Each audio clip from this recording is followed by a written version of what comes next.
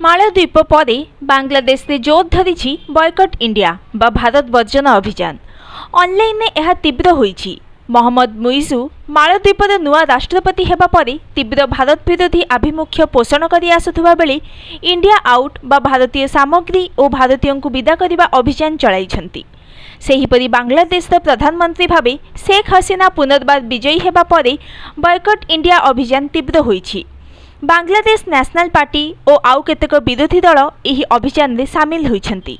सेमाने भारतीय सामग्री वर्जन पई आह्वान देवा सहित एहाकु प्रोत्साहित करुछंती। सामाजिक गणमाध्यम एने अति विषाक्त भारत विरोधी प्रचार चलीछि। एहाकु अधिक बल देउछंती विदेश रे, विशेषकर यूरोप और अमेरिका रे अवस्थान करुथुबा बांग्लादेशी। प्यारिस रे बास करुथुबा पिनाकी भट्टाचार्य एहार नेतृत्व नेउथुबा जणा पड़िछि। भारत विरोधी माने प्रधानमंत्री हसीना और तांको दल आवामी लीग को सर्वबृहत भारतीय उत्पाद बोली प्रचार करुछंती।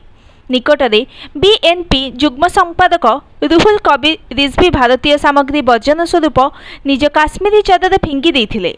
तांकु 63टी छोट दलर नेता और किछि देशभक्त नागरिक समर्थन करिथिले।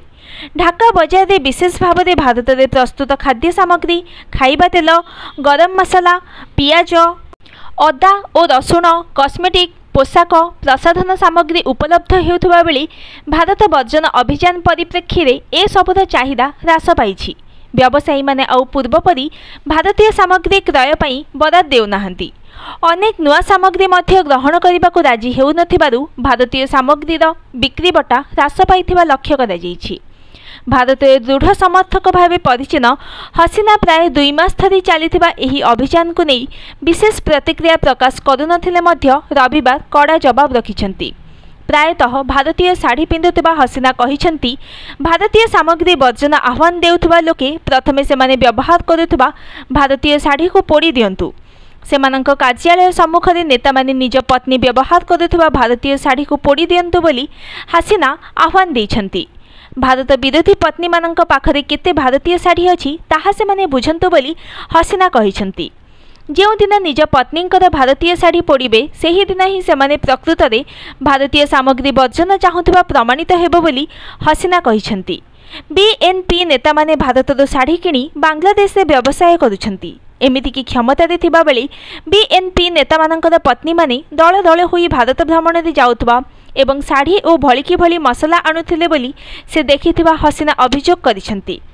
भारत विरोधी पत्नी माने किपरि भारतर आमदानी मसला बिना सुस्वाद व्यंजन प्रस्तुत करिवे, सेमाने बिना मसला रे प्रस्तुत खाद्य केमिति खाइबे देखिबा बोली मध्य से कहिसंती। बीएनपी गत जनवरी रे अनुष्ठित साधारण निर्वाचन को वर्जन करिथिला। हसीना और तांको दल भारतर समर्थन रे विजयी होइथिबा बीएनपी अभियोग करिथिला। हसीना क्रमागत चतुर्थ थर क्षमता को आसीथिबारु सेमाने भारत को बांग्लादेश गणतंत्र बंचाइबा को आह्वान देइथिले।